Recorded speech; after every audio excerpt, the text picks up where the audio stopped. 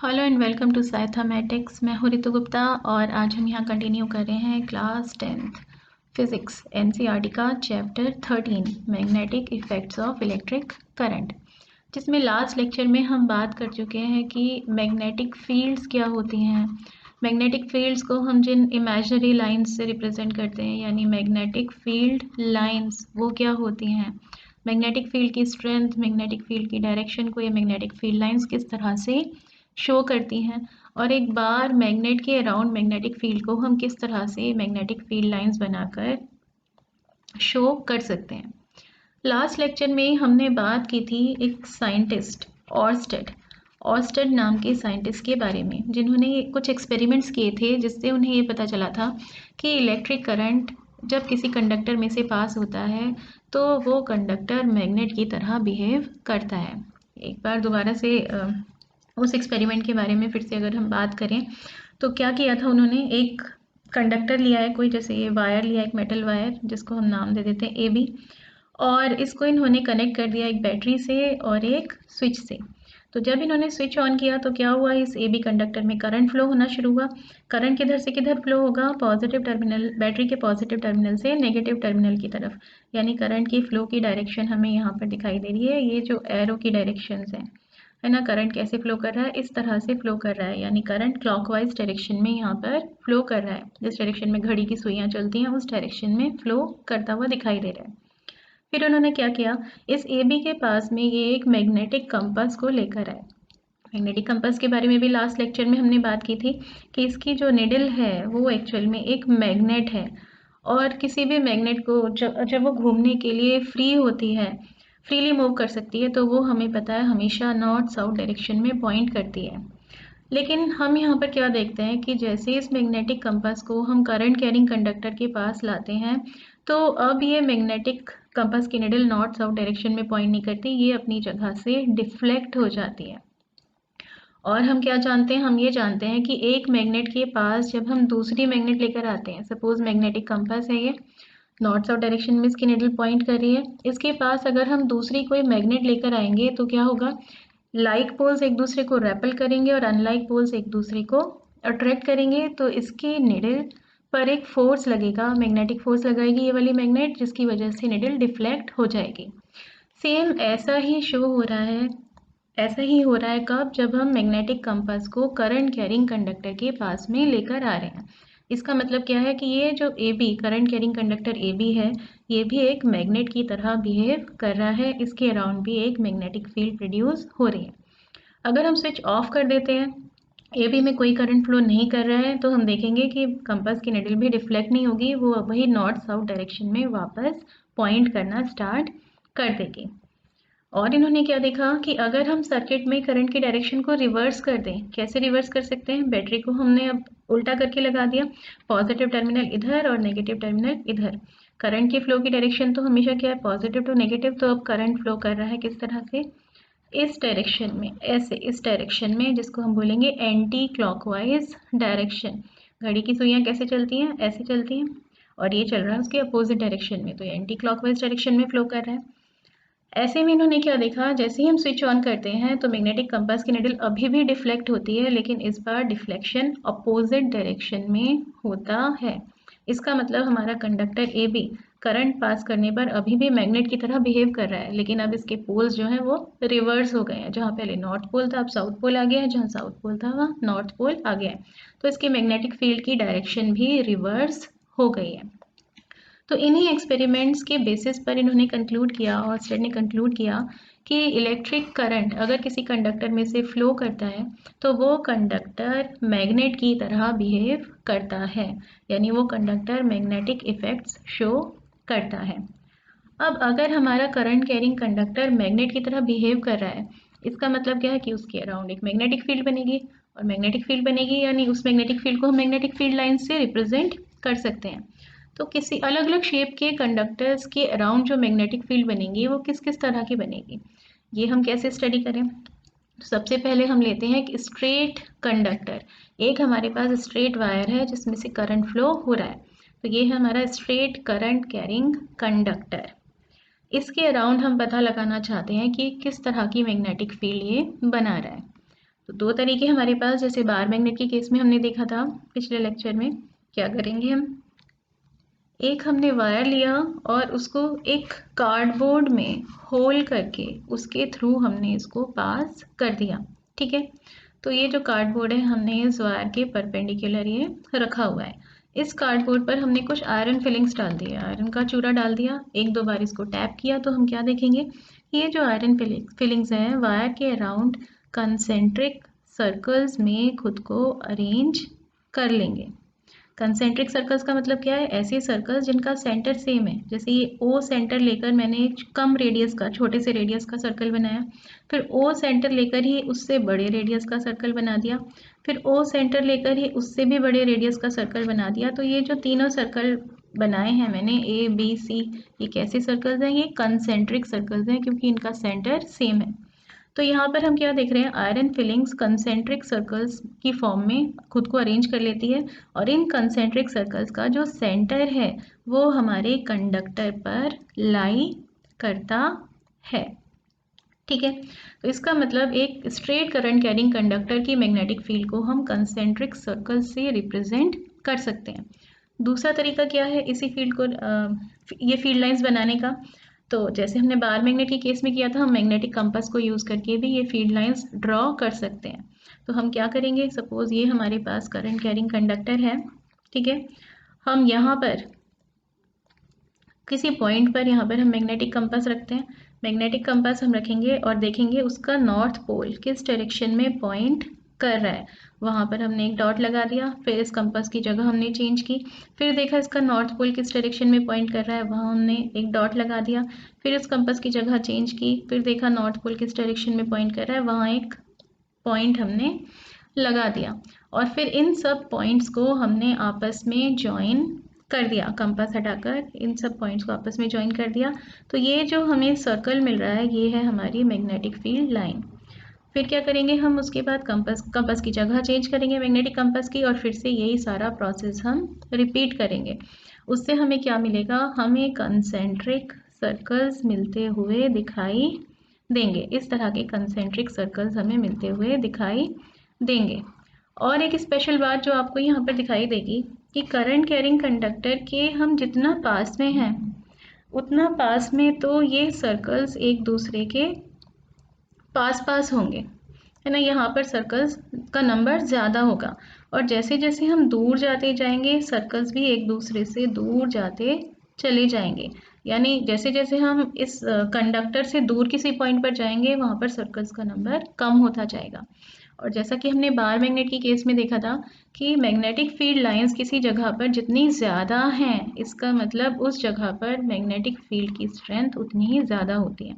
Magnetic field lines का number कम है कहीं पर, तो इसका मतलब वहाँ पर मैग्नेटिक फील्ड की स्ट्रेंथ कम है।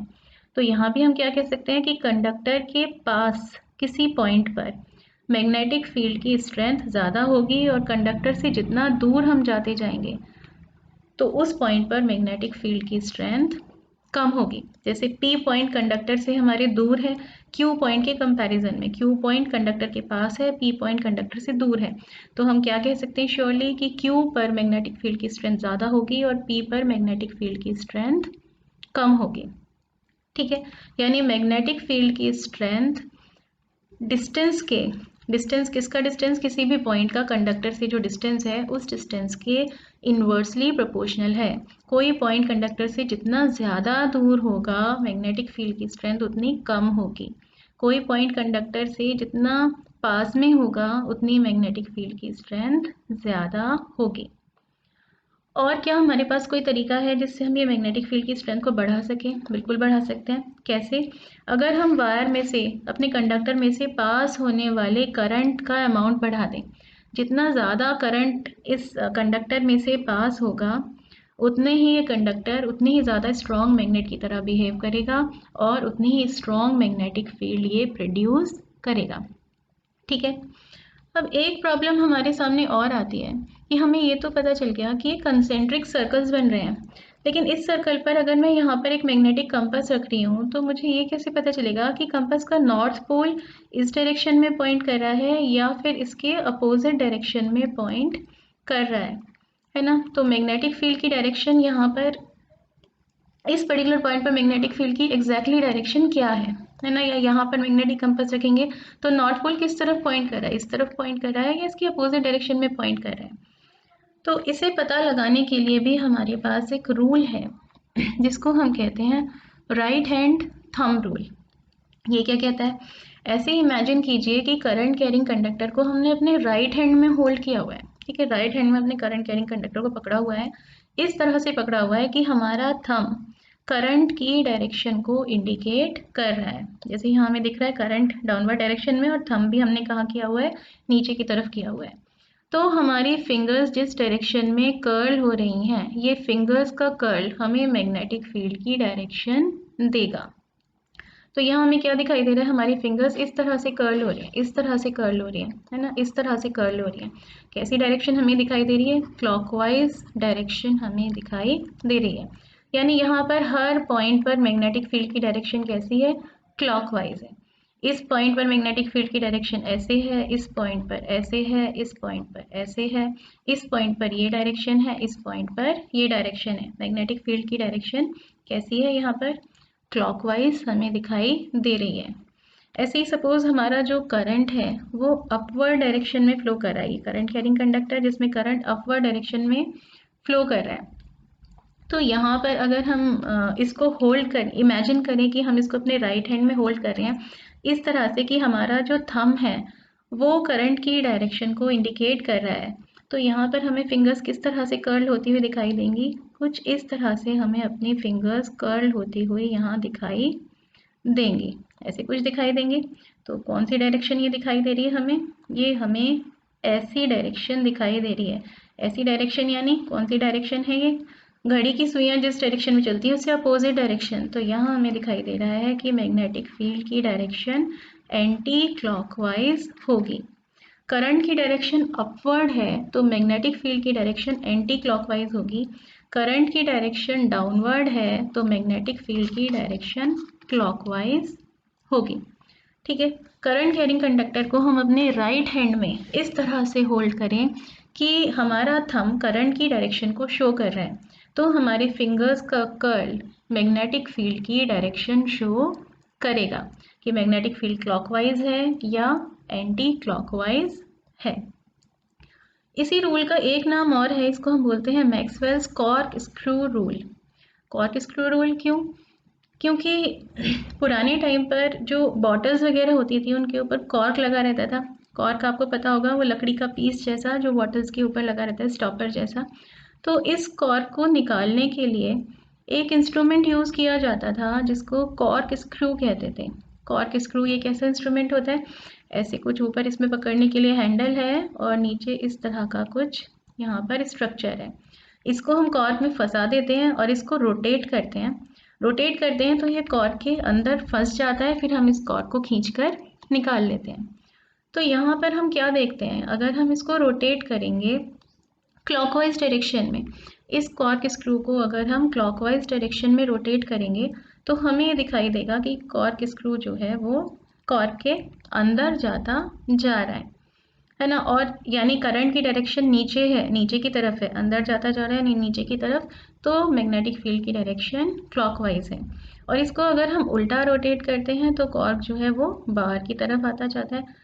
तो इसका क्या मतलब है कि अगर हम इसको एंटी क्लॉकवाइज रोटेट कर रहे हैं तो कॉर्क बाहर आ रहा है, यानी अगर करंट की डायरेक्शन ऊपर की तरफ है तो हमारी magnetic field anti clockwise direction में है। जैसे एक पेन का कैप होता है, आप उसको खोलते हैं तो वो कैप ऊपर की तरफ को आता है ना, पेन को कहीं पर भी कोई स्क्रू है या कुछ है उसको आप जब एंटी क्लॉकवाइज घुमाते हैं, जब आप उसको ऐसे एंटी क्लॉकवाइज घुमाते हैं तो वो कैसे आता है, ऊपर की तरफ को आता है ना, एंटी क्लॉकवाइज यानी ऊपर की तरफ।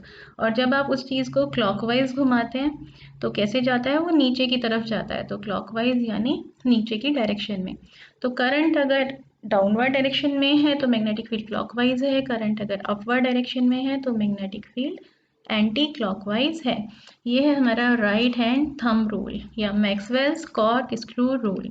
किसी करंट कैरिंग स्ट्रेट कंडक्टर को ऐसे इमेजिन कीजिए कि आपने राइट हैंड में पकड़ा हुआ है इस तरह से कि आपका थंब करंट की डायरेक्शन को इंडिकेट कर रहा है, तो आपकी फिंगर्स का कर्ल जो है, फिंगर्स आपकी किस तरफ को मुड़ी हुई हैं, वो मैग्नेटिक फील्ड की डायरेक्शन शो करेंगी।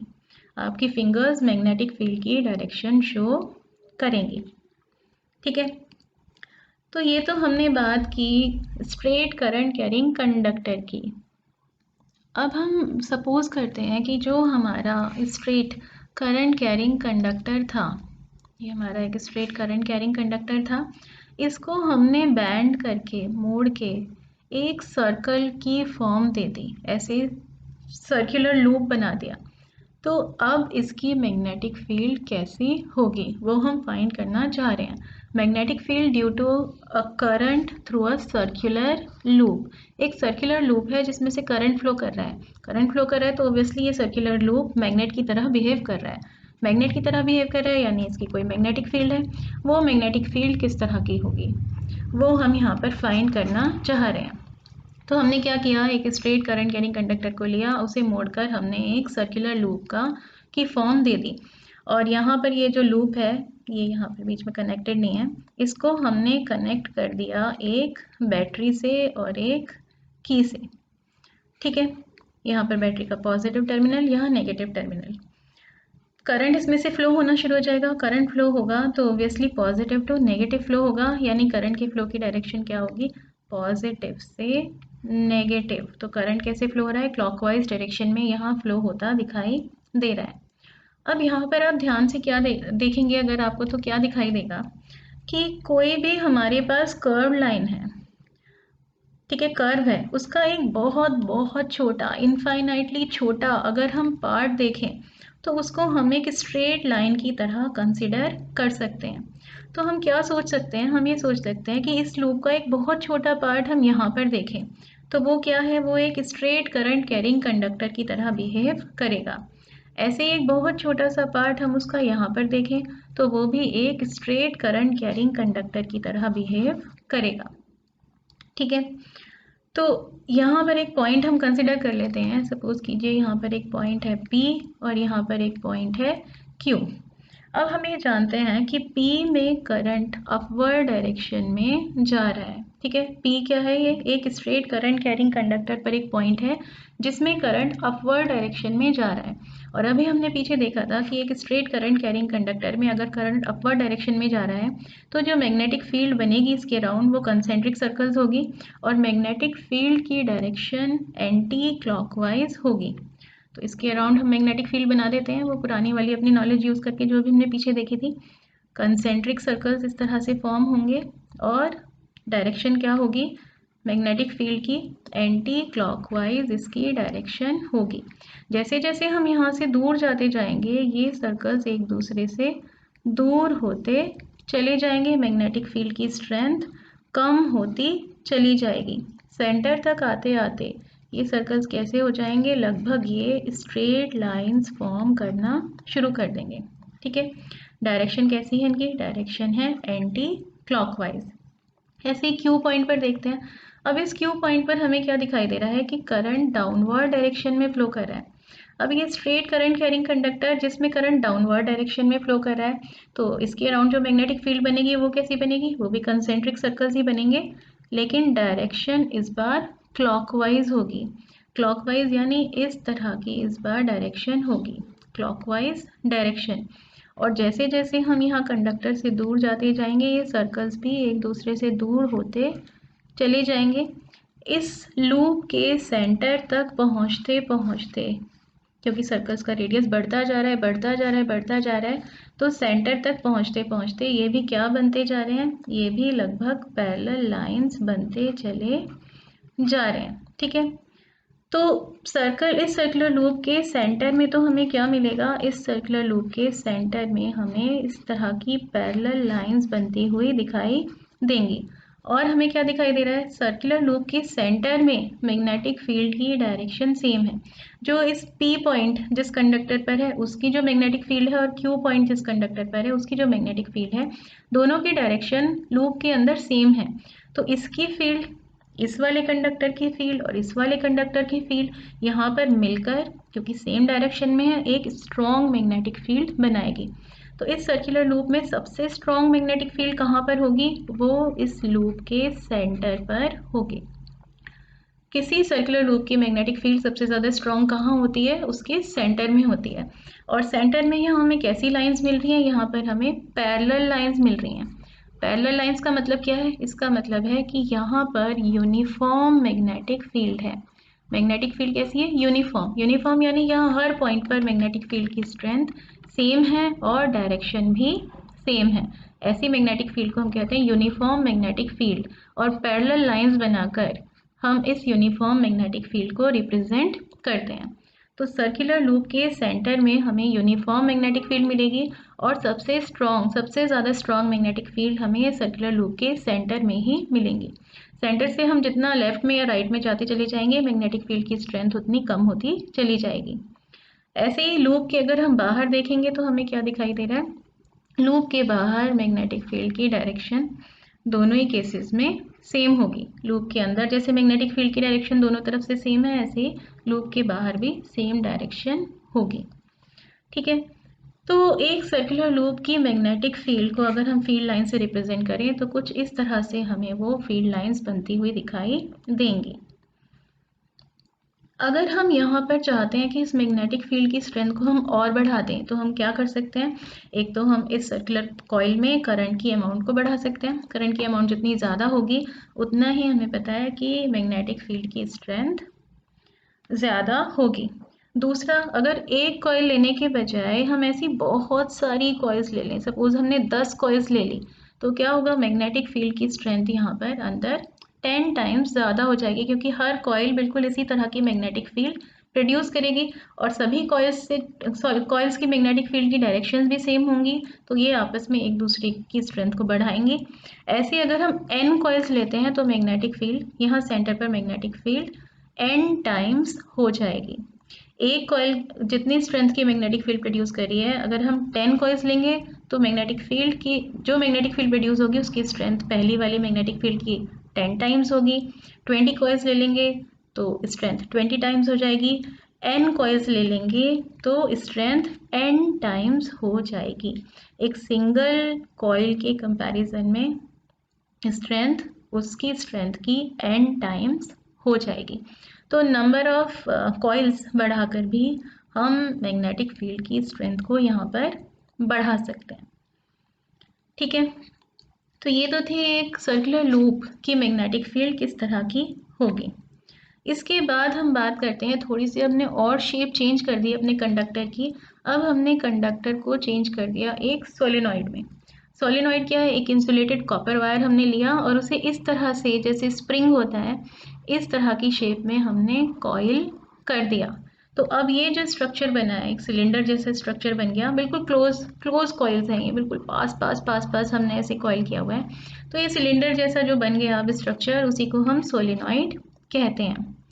सोलेनॉइड के केस में हमने क्या देखा है कि सोलेनॉइड की मैग्नेटिक फील्ड बिल्कुल एक बार मैग्नेट की मैग्नेटिक फील्ड की जैसी होती है। बार मैग्नेट की मैग्नेटिक फील्ड हमने पढ़ी थी पहले लेक्चर में। तो उसमें क्या होता है? बार मैग्नेट में हमें पता है एक नॉर्थ पोल है, एक साउथ पोल है।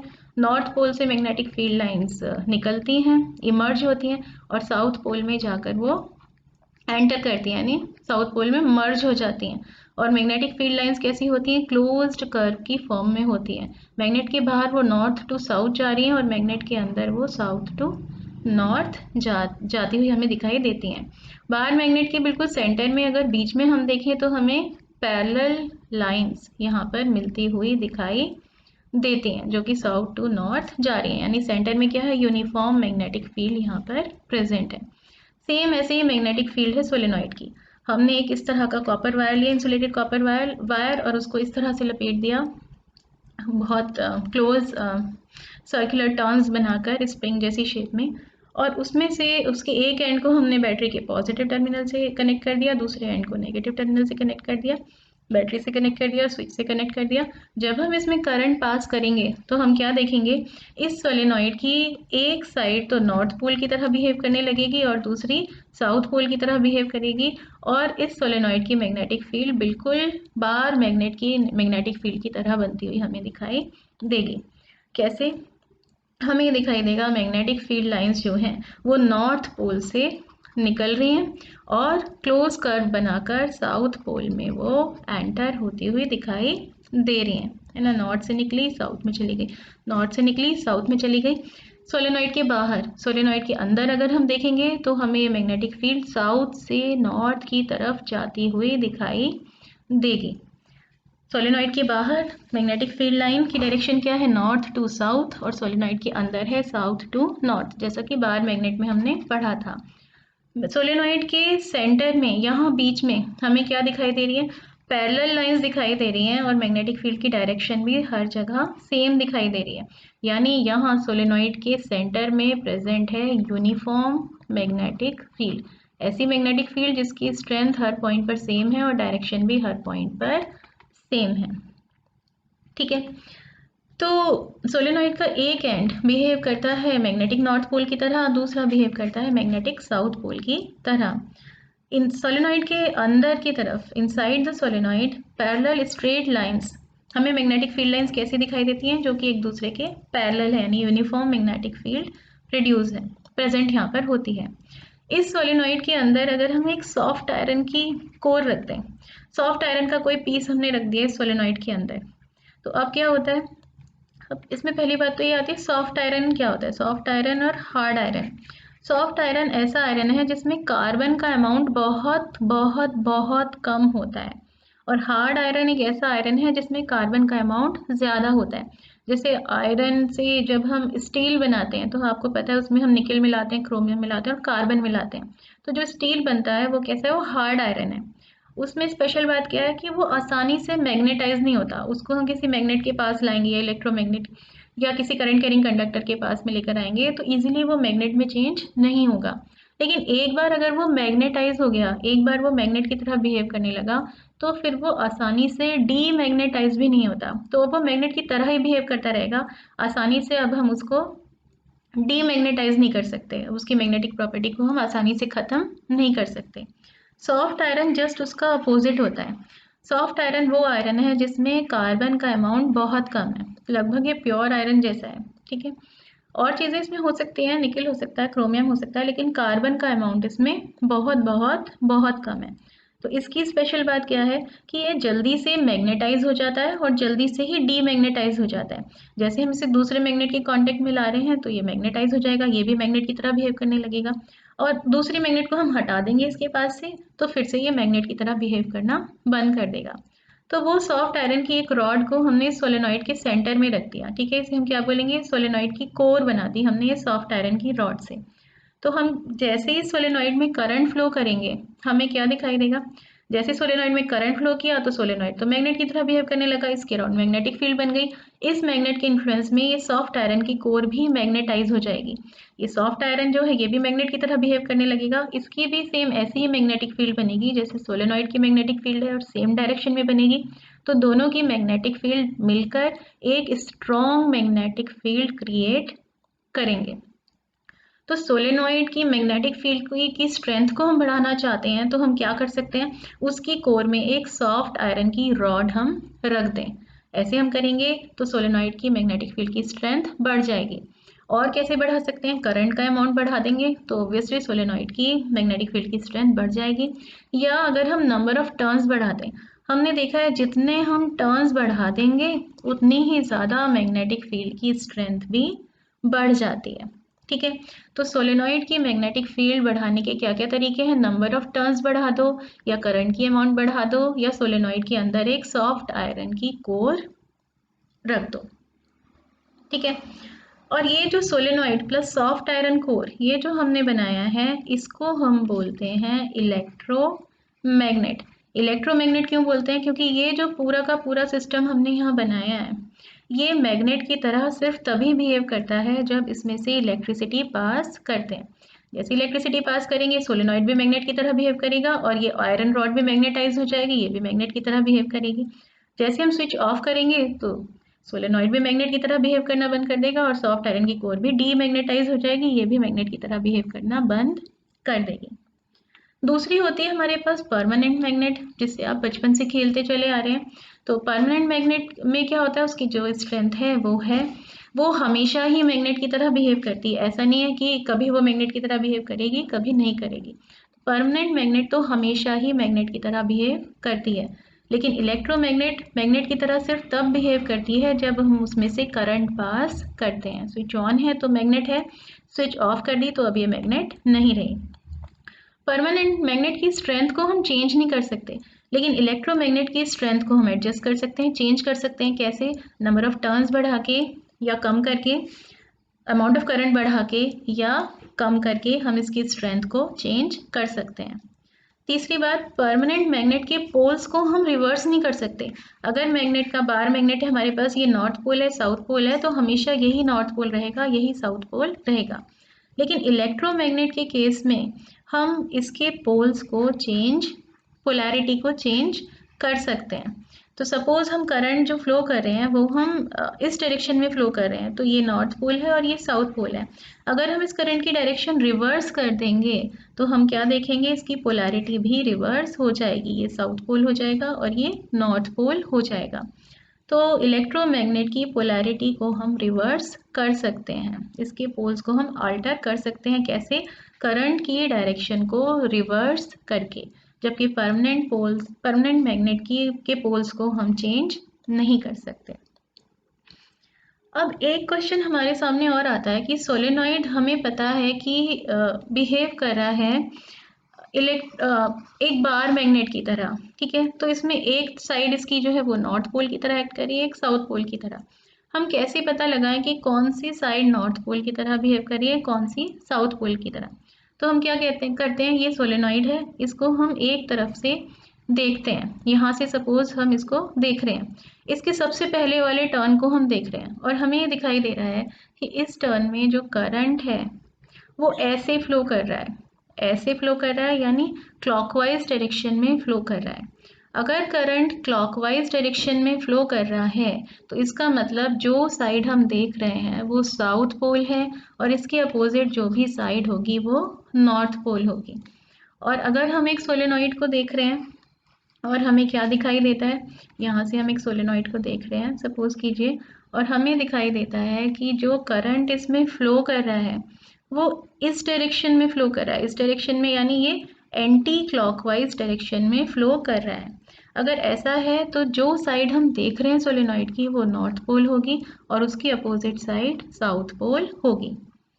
इस रूल को हम बोलते हैं क्लॉक फेस रूल। याद कैसे रखते हैं इसको? अगर हम एन बनाएं, ये मैंने एन बनाया और इसके जो भी दोनों फ्री किनारे थे इस पर हमने एरो लगा दिए, तो ये एरो किस डायरेक्शन में हमें पॉइंट करते दिखाई दे रहे हैं? एंटी क्लॉकवाइज डायरेक्शन में हमें ये दिखाई दे रहे हैं पॉइंट करते हुए। तो एंटी क्लॉकवाइज डायरेक्शन यानी नॉर्थ पोल। हम सोलेनॉइड को देख रहे हैं और करंट एंटी क्लॉकवाइज डायरेक्शन में जाता दिखाई दे रहा है, तो हम नॉर्थ पोल देख रहे हैं। ऐसे ही अगर हम यहाँ पर एक एस लिख लें और इसके फ्री एंड्स पर एरो लगा दें, तो अब ये एरो क्या डायरेक्शन शो कर रहे हैं? ये हमें दिख रहा है क्लॉकवाइज डायरेक्शन शो कर रहे हैं। जिस डायरेक्शन में घड़ी की सुइयाँ घूमती है वही डायरेक्शन शो कर रहे हैं। तो अगर हमें क्लॉकवाइज डायरेक्शन में करंट फ्लो होता हुआ दिखाई दे रहा है तो जो पोल हम देख रहे हैं, जो साइड हम देख रहे हैं वो क्या है? वो साउथ पोल है, ठीक है। तो इस तरह से हम इसको याद रख सकते हैं। एन लिखा, एंटी क्लॉकवाइज डायरेक्शन में एरो बन रहे हैं तो एंटी क्लॉकवाइज डायरेक्शन में करंट यानी नॉर्थ पोल। एस लिखा, हमें दिखाई दे रहा है एरोज हमारे क्लॉकवाइज डायरेक्शन शो कर रहे हैं यानी क्लॉकवाइज डायरेक्शन में करंट दिख रहा है तो साउथ पोल। ये है हमारा क्लॉक फेस रूल, ठीक है। तो नेक्स्ट वीडियो में हम इसी चैप्टर को कंटिन्यू करते हुए बात करेंगे आगे force on A current carrying conductor in a magnetic field. किसी मैग्नेटिक फील्ड में हमने करंट कैरिंग कंडक्टर अगर रख दिया है तो उस पर फोर्स एक्सर्ट होता है, क्यों होता है, कैसे होता है, उसके बारे में हम नेक्स्ट लेक्चर में बात करेंगे। आज हमने जो कुछ भी पढ़ा है, अगर आपको इसके नोट्स चाहिए तो वीडियो के नीचे जहाँ उसकी डिस्क्रिप्शन गिवन होती है वहाँ आप देखेंगे, वहाँ आपको एक लिंक मिलेगा, उस लिंक को आप क्लिक करेंगे तो वहाँ से आपको ये नोट्स मिल जाएंगे।